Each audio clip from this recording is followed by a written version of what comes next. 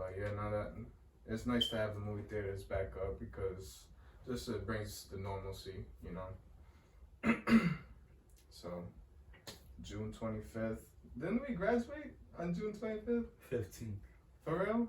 I don't know why I always have the number 25th. Is that Drake? The Drake drop? No, 15. He for real? A year before graduation.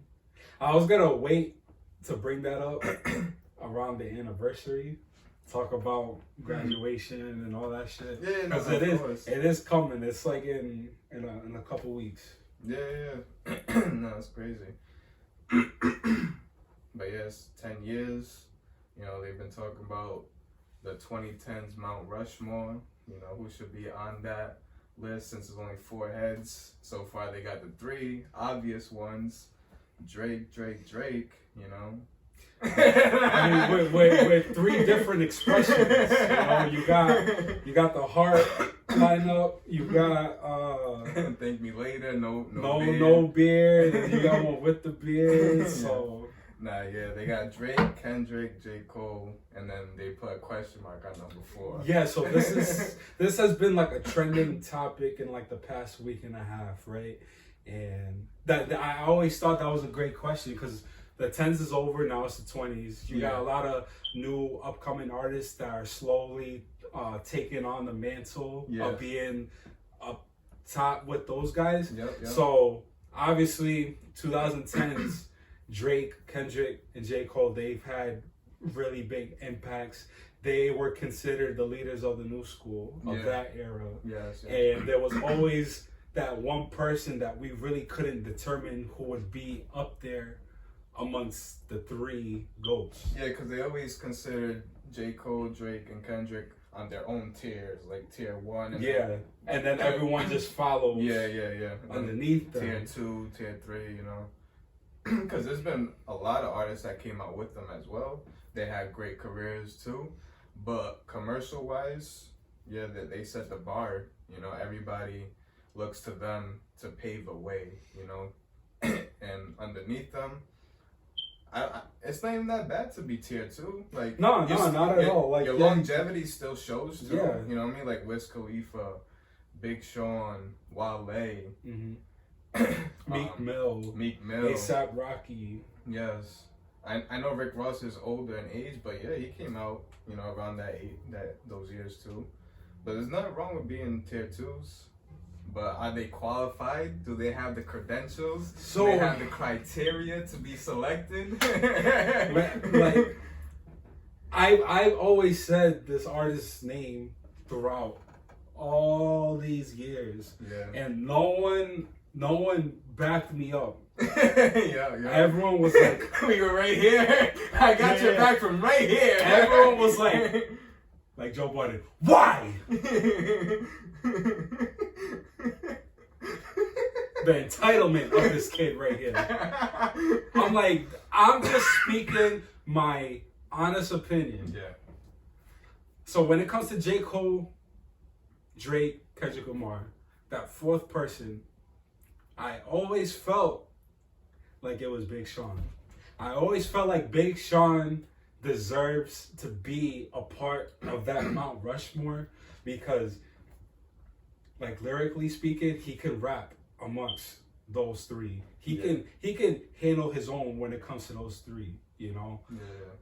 I remember when Control dropped, everyone's talking about Kendrick Lamar, his verse, how he called out everyone in the game. Yeah. And then everyone started making their own remixes, like dissing him or just talking that shit. Yeah. People tend to forget, like, that was Big Sean's song. That was supposed to be on Hall of Fame, which was his 2nd album. Yeah. Me, personally, I always thought Big Sean had the better verse.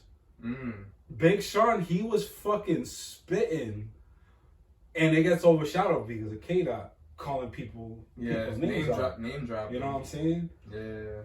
And to sidetrack a little bit, when it comes to, like, the Drake and Pusha T, and, like, I don't want to be biased or anything because Drake's my guy, but I honestly thought when it comes to the disses, Drake's track was better than Pusha. Yeah. It's like, Pusha, all he really said was, you have a kid. Yeah. You know, and you're already naming shit that Drake besides the whole kid, Drake already has mentioned that throughout his career, throughout his songs.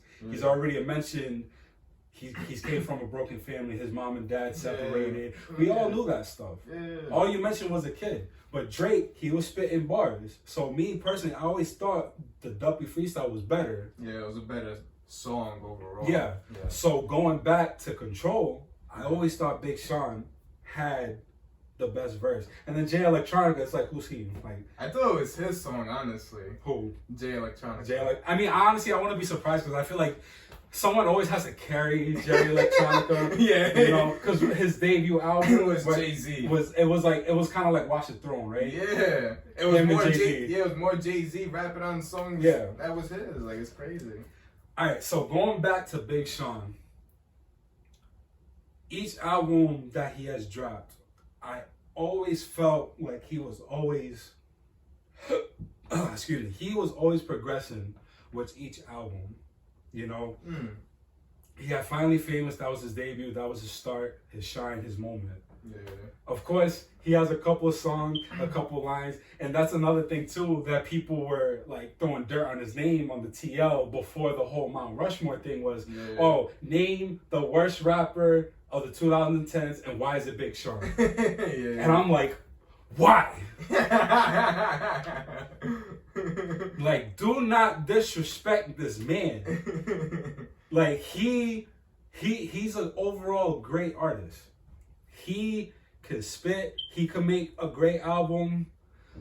He has concepts through his albums. He has messages, and I appreciate that. You know, Finally Famous, the debut, that was good. Hall of Fame. All right, so I know how I said he's progressed. Right? Hall of Fame. I believe Big Sean even said that was his work. Like, he ranked his albums, and I believe he has Hall of Fame at the bottom. Damn, so it wasn't Hall of Fame. No. I feel like with the whole like Kendrick Lamar Control situation, that might have messed with him a bit in the creation of the album. He had that song with Lil Wayne and Jhené Aiko, Beware, remember? Oh, that was a hit though. Yeah, that was on that. And then that annoying ass song 10 to 10. Working like a Mexican, remember that? Oh yeah, 10. Okay. Yeah. So that was on that album. So me personally, I never really went back to that album. I feel like it was alright. It was definitely a drop from the first, but like he did show some progression as far as radio play goes. Honestly, that's a tendency in the music game, the sophomore album, because your debut is so easy. You had your whole life to create that first record. Your debut is off all your life experiences prior to that. So that's why it's usually always a classic or almost a classic. So yeah, sophomore albums are usually always the hardest for artists. So you know.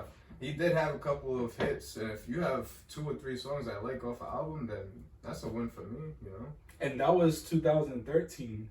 Then he follows it up with 2015's Dark Sky Paradise, which is arguably his best album. And that's an album that he actually ranks #1 in discography, which is a surprise because I would have thought the mixtape in 2012, Detroit, was pretty solid. Like, from front to back, there's no skips. But is he only ranking albums? No, he's ranking all his projects. Oh, okay. He put Detroit, I think, like 3 or 4. I think it was 3, but it was below Dark Sky Paradise. Dark Sky Paradise, arguably his best album. You had features from Kanye. You had Drake. 2 Chainz. It was a pretty solid album from front to back. Like, I gotta admit, it was definitely his best solid body of work. And it's just him keep climbing up that ladder. He's progressing. He was really creative on Dark Sky Paradise. You know, with the auto tune, more melody, and he had something to prove. He was rapping like it too, since he came off Hall of Fame. You know, and he's used to this type of caliber of music, this standard. And he showed it on Dark Sky Paradise, because that's one of my favorites from him. And that's, like, to be honest, that's probably like the only album I've revisited. I'm not a big Sean fan. I like his singles, but I've never dove into his discography. That's why I'm just hearing you talk, because I really have have much to add to Yeah. to Big Sean, except for I know his upbringing, not his upbringing, but I know he didn't have like a bad childhood, and I know he worked at the radio station or something like that where Kanye came in and he gave his demo. But I guess he was one of the first ones to not invent the flow, but that The super duper. Yeah, super duper flow. Yeah. Because I know there was a big controversy. Oh, Drake took it from Big Sean. But Big Sean didn't invent it. You know, he did make it more popular. Yeah. You know, at the time. But Drake just did it better, you know, on a bigger song. But there was no really beef, I don't think. No. There was never any beef, any verbal altercation when it comes to the flows. I don't think that was like ever addressed between the two because they were frequent collaborators. Yes, like before they blew up and even during their prime, like Blessings, that was on Dark Sky Paradise. That was one of the biggest songs of 2015. They collaborated, you know. And I don't want to keep diving too much more into Big Sean, but I just want to say he also dropped 2088 with Jhené Aiko. He had I Decided. He had the Metro Boomin Double or Nothing album. Oh yeah, wasn't that right after an album too? I believe so. It was in 2017, late 2017. Yeah. And that he dropped same year as I Decided, and then he dropped the sequel to Detroit 2, which is another solid effort from Big Sean. So and he came out in what year? 09? He was actually signed to Good Music in 2007. Oh wow. Okay. He was signed in 2007 and he stayed on the ground. He was doing his Finally Famous mixtapes. Yeah. And then he dropped Finally Famous back in 2011, I believe, around the time that we were graduating. Oh, okay. With his first single, with Chris Brown, My Last. Yeah, that song definitely means a lot to me because it was our senior year and it was during my volleyball season. After every game, whether it was a win or loss, I would walk home and I would listen to that song. Because this is my last season and I'm approaching every game like it is my last. So hearing that song was very like sentimental to me. Yes. A lot of meaning. So yeah, hell yeah. When it comes to the Mount Rushmore, and I know there's some people out there that would agree that Big Sean has made a name for himself due to his bodies of work and the hard work, dedication throughout the 2010s. He was very consistent. And I honestly feel like he belongs up there with Drake, J. Cole, and Kendrick Lamar. But the Mount Rushmore usually is for what? For like top grade artists, right? Yeah. Like these are people that had a huge impact, not just on one demographic. No. But like he reaches out globally. Yeah. No. I understand he sells out tours and stuff like that, but you don't know everybody that he's impacted, you know. And why do you think like there's such a lack of like response, like especially with his latest album? Like if we want to put him up there, he dropped Detroit 2, and so far J. Cole's the only one that has dropped something. And the two comparisons, like the reactions from the general public, wasn't really the same. Like Detroit's only what? Detroit 2 is only 6 months old, maybe? Came out in September, so it's like 8-9 months. Yeah, so almost a year. And what's really still playing off that, like maybe Woes with Post Malone? Mm-hmm. I'm just saying, like, I don't know why there's a lack of response from the general public, but there's just something missing. Like, I don't know, that connection's not missing. So for me, I wouldn't put him up there because compared to Kendrick, even Kendrick, like, he doesn't even drop that much, but he's still consistent. His body of work speaks for themselves, and everybody waits for him to drop. Yeah. Like, they're patient. His fans are very patient. Drake just...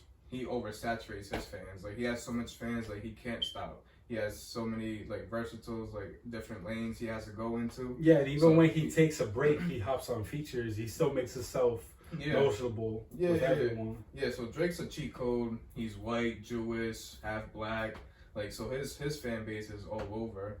And then J. Cole, I'm impressed with just his latest doing, you know, with Off Season, and how not his impersonation of Drake, but just his creativeness that he dove into with the auto-tune. you know, he's trying new things and he succeeded in it. And there's the response is there, you know, so he definitely deserves to be up there. I feel like he's in between of a Kendrick and a Drake. He got the bars, but then he tries to sing or like has his melodies or whatever, and he just has fun with it. You can tell on the tracks. So let me ask you something, okay? Yeah. Who would you put up there with those three guys? So we're talking about the 2010s, right? I don't know, are we? Yeah. I believe it's the 2010s. So it doesn't necessarily have to be like they started in 2010. But we're talking about from 2010 to now. From 2010 to 2020. Like their runs. Like who ran that decade. Yeah. So if we're all gonna be serious, like Big Draco, he was the first on YouTube. He was the first to do this. I was like, what the fuck are you talking about? You be like, I'm the first rapper to create Mount Rushmore. I'm the first rapper to create the internet. No, but he is right though. Like he did create like a couple things. Nah, you know, so he can back YouTube, it up. I give it that. Yeah. But what like damn, this guy wants to be the first on it. He told Elon Musk, yo, make me the first rapper on the moon or some shit. That's funny. Shit. But nah, honestly, if we're gonna be real, we're gonna be serious. He got considerably the album of the decade with My Beautiful Dark Twisted Fantasy. So how do you have the album of the decade and you're not up there? And his run was pretty good in 2010. Like that shit is crazy. It got him to $1 billion right now. I thought, wow, I'm really shocked. See, like that's what I like. You should shock me right there. Because like I thought you were gonna be biased, and I thought you would say Wale. Wale, but there's nothing wrong with being tier 2. No, there isn't. But like I thought you'd be biased and put him up there. I thought you were gonna have your boy Wale, because you always amped him up. You always talked about him being like right there. Yeah. I like his music. I'm a fan of his, but I'm being realistic. Kanye got people have argued that it's the album of that decade with My Beautiful. No, I don't think there's argument there. I think that is. I don't think there's any album that tops My Beautiful Dark Twisted Fantasy. That album alone like belongs in like the library of Congress. Like from front to back. There's no skips. Like when he crafted that album, I believe he made it like in Hawaii. He had his people in the studio all wearing black suits and ties and all. He was about his business. Yeah, he spent mad money on that fucking album, bro. Yeah. Man, I heard he had what's his name? He had Beyonce on background vocals. Like they didn't even use her as a lead. Yeah. He had what's the other dude with the glasses? Rocket Man. Older white guy, he plays the piano. Fuck, why am I blanking right now? Stevie Wonder? I said white man. You don't know?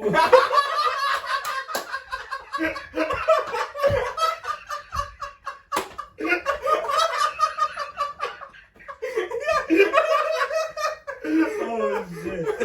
Nah. Oh shit. It's like that Dave Chappelle sketch.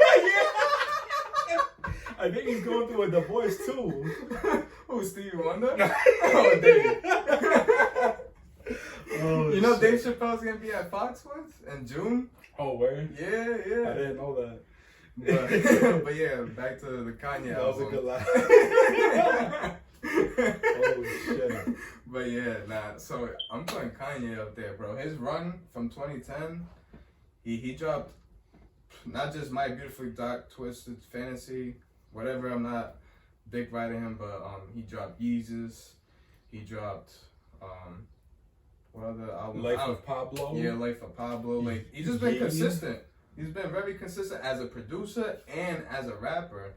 So just that run alone, and he kind of did give inspirations to these guys that are out there too. But he stayed with them. That's like LeBron. Like, yeah, LeBron's coming out of his age, but he's staying with these guys, you know what I mean? So at 36, like, he's still considered the best in the league.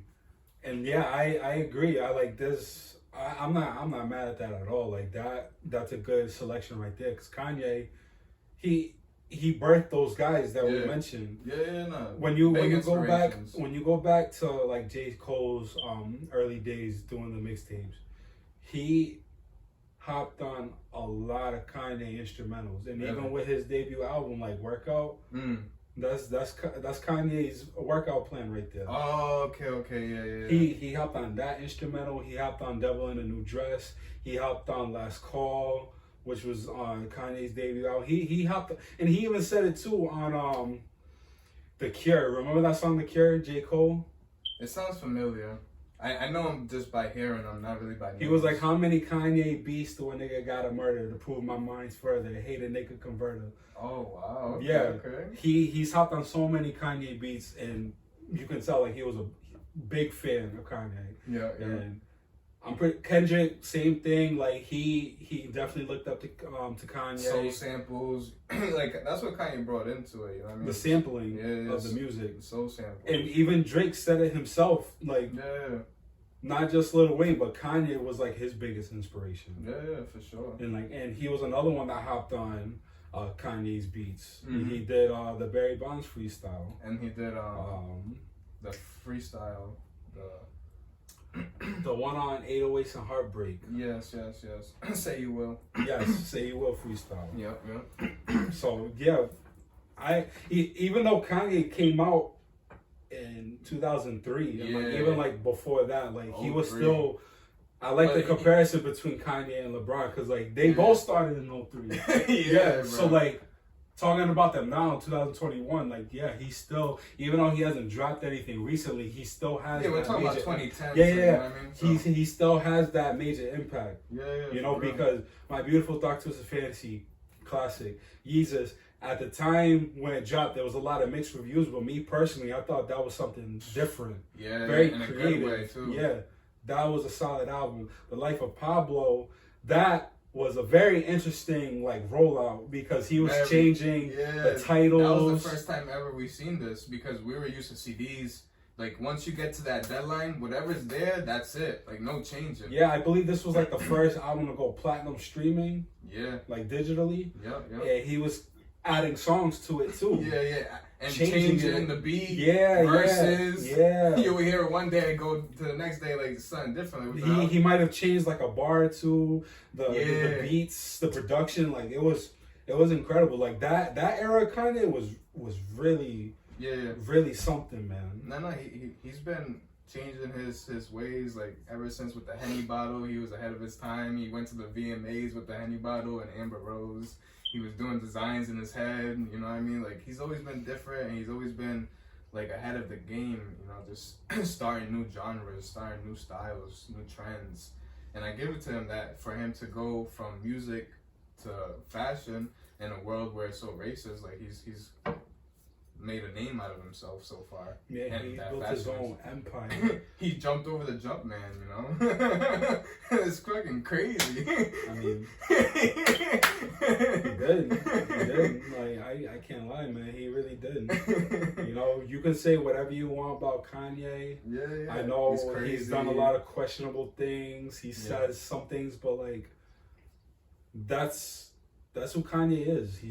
And that's he's who blunt. humans are. Yeah, he has an opinion. So it's like that's his opinion.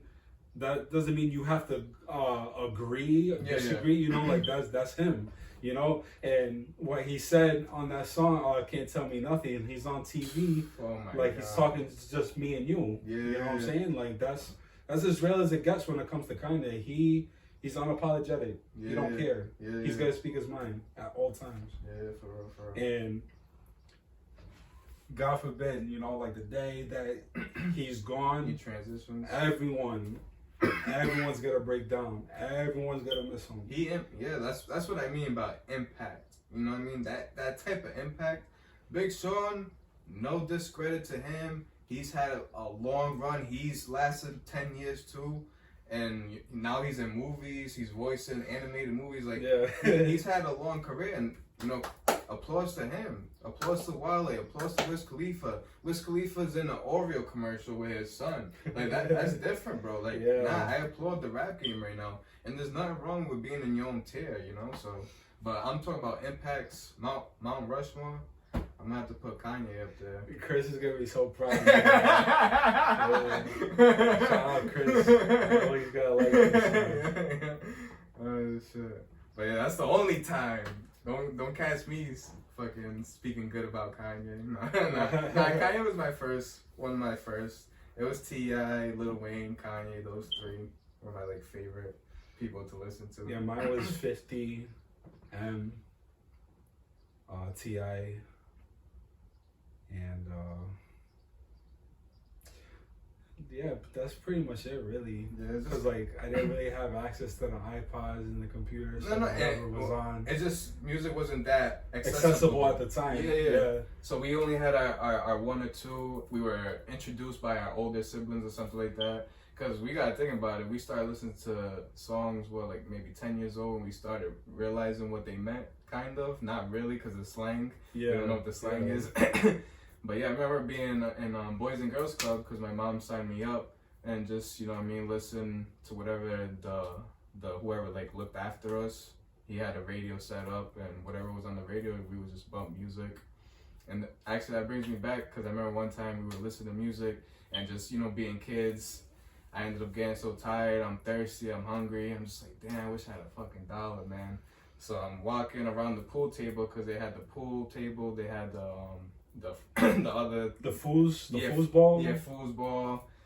And then I'm walking by the pool table and I see $1 on the floor, bro. That's a bro, sign if right you ever there, seen man. a kid so happy before, bro, like I literally thought about it. Like I'm like, damn, I wish I had money right now. Bro, start walking around, find $1, bro. I ran to that dollar, yo! It's like I won the manifestation's key. It's like I won the fucking lottery, bro. Yeah. Like that was the very first time I ever found money in my life. I ran to the vending machine, threw that $1 in. Best Cheeto bag ever, bro. Oh, man. It be like that. It hits differently, man. When you find money, when it's free. Man, that brings me back to a good time, man. Finding money. Yeah, bro. You ever found money? Summer 2006. Oh, shit. Right. 06, okay. So I had a neighbor that lived across the street from me. I believe her name was Debbie. She was an elderly woman. Okay. And she had an above ground pool, right? Ah, okay. And she let me and like a couple of our friendly neighbors like go into the pool. Oh, wow, she was that nice? Yeah, she wasn't really like all there. She was a little bit crazy. Like she was nice, but then she could be mean. You know, so like I go over there on a hot summer day and take advantage, just swim. And there was a time where we had to leave early. I think she was like upset, like something that had happened. Like I think there was some kids that weren't supposed to be there, so she kind of kicked us all out. Yeah, that one kid ruined it. A couple. Yeah. So I was the first person to leave, and I had my bike. So I'm riding my bike back home, like a minute away. And I got off the bike, and I'm on the sidewalk, and I'm walking into the driveway. But before I was entering fully into the driveway, I looked at the grass, the front yard, and I see crisp $1 bill. You're like, that's not grass? What's that? I'm like, what's that right there? So I'm approaching, I picked it up, it was $20. $20? It was $20 on the grass. I was like, I felt like fucking Charlie and Willy Wonka. Like, I got the golden ticket. Hey, that's mine, huh? Took my bike. Yo, $20 for a kid, bro. That's like $100, bro. I found $20 on the floor. I was so fucking amped. And it was a good thing I left the pool early. Yeah. Because I just came up. For real. So I was like, you know, I want to buy a video game. Oh, yeah. If we're not outside, we're fucking playing PlayStation inside. So I had a PlayStation 2 at the time. And this is when Game Crazy was still around. Ah, damn, okay. So I rode my bike to Game Crazy, and I'm looking around like, wow, what can I find here? I found 50 Cent Bulletproof. Oh, shit. And I'm like, that's a classic. And this is like one of my favorite artists at that time. Like, he was so big and popping. Yeah. And I remember going to the checkout, put the game on the counter. The guy's looking at the game, he's looking at me. And he's like bulletproof. He was like, how old are you? Me being so young and naive. Yeah. I'm about to turn 13 in August. He's like, I'm sorry, but you can't buy this without legal guardian or parent. I'm like, all right. Put it back. I'm like, damn, I really wanted this game. Yo, you had to do the birth certificate with the green can. I was so disappointed. Like, I couldn't improvise at the time. Of course. So I didn't want to ride back to the house and be like, Mommy, I want this game now. Like, I want it's 50 cents. So I put it back, and I ended up getting NFL Street 2. Okay. Got NFL Street 2. That's a good alternative. And I got home, I played it. I was like, wow, this game is actually pretty cool. I never played the first one. So playing this one, you get to customize your own player, your teams, create the logo, the jersey colors, and all that stuff. And is that the one where it turns into like a horse or something? Or is that Blitz? When like you just turn like into a horse and you run over people. It might be Blitz, because Blitz was it was more mature. Okay. More gory. NFL Street 2, it's more kid oriented. Oh, and it's like a outside field, right? Like just a rush. Yeah, there's actually like multiple venues, like, but I think it's mostly outside. Yeah. And I remember my neighbor upstairs, Jonathan, he would come downstairs and we would play. Okay. I would go upstairs and we would play. So yeah, that was my experience of finding money on the floor, just buying $20, bro. Honestly, I think that's the most I found, because I found money a few times, but usually it's just like $1 or $2, or it's money I forgot in my pocket. Like you go do laundry, you check in your pockets. Oh, you think it's a receipt? You pull it out. Oh shit, $20! Yo, I forgot about this money. Like that's such a good feeling. It really bro. is. I'm like, holy shit! How the fuck did I forget this money in my pocket? Yeah. So like finding money, I think that's even better than fucking hitting the lottery, yo. Like it's just a different feel. And then what you buy with it too, like you're like, oh, it was money I didn't have anyway, so. So like technically, it's like it's almost free. Yeah, it's a gift, you know. Yeah. You didn't work for the money, you know, because that's the thing. You gotta work for money. You gotta fucking give up your time that you can't get back for this piece of fucking green paper. And I was able to go back to the pool. Yeah. Later on. Hey, yo. Later on. I was responsible for cleaning it, taking the leaves out and stuff. Oh, okay. I was able to go back eventually. She ended up passing away, I think like a few years after. Rest in peace to Debbie. She was a nice lady. And that's one of many memories that I have on Daniel Street. Yeah, for real. Especially in the summertime too. Yeah. I mean, you gotta have a pool in the summer. 12 years old. Yeah. But yeah, that was a great time, and I'll never forget that. So when it comes to the Mount Rushmores, who do you guys pick as that fourth member along with those three? Yeah. Did you guys ever find any money on the floor? And if you did, what did you guys do with it? What did you guys buy? Let us know in the comment section. Like and subscribe to the YouTube channel, Reminiscing Boys, and on Instagram, 401 Bucket Dreams. And for another one, it's been your boy Truth and your boy John. You know we'll see you on the next one. Yes, sir. Peace out.